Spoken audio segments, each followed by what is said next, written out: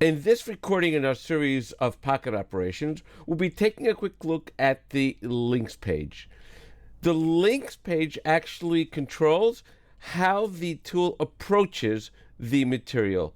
Now, if this was a closed pocket, this ramping area is important because this controls how it actually ramps into a closed pocket.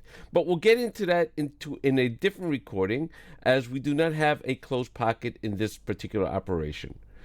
What we do need to deal with is the lead in and the lead out, how it approaches the material from the outside and how it leaves the part as it finishes its tool pass.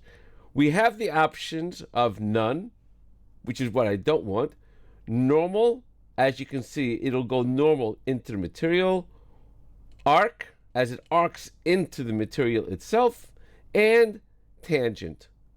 It'll go in a tangent motion into the material, and you also have a control of the angle of the tangent and then how it goes into the material.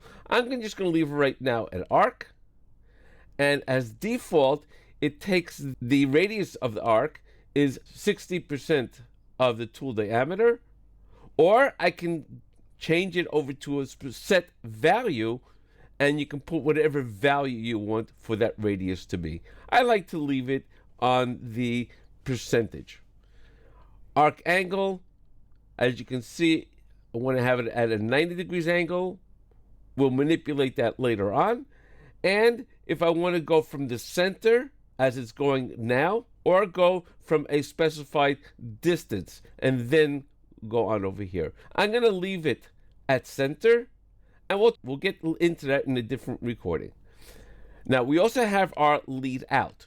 Our lead out has the exact same options as the lead in. If I want my lead out to be exactly like my lead in, all I have to do is my lead out. We have an option here called same as lead in, and whatever I have here is automatically put into here. If I want to start off this way, same as the lead in, and to make a slight adjustment, I can uncheck this now, and it'll still have the values similar to this one, but I can make changes if I want to. I'm just going to leave it as the same as lead in and lead out. I'm going to do now save and calculate.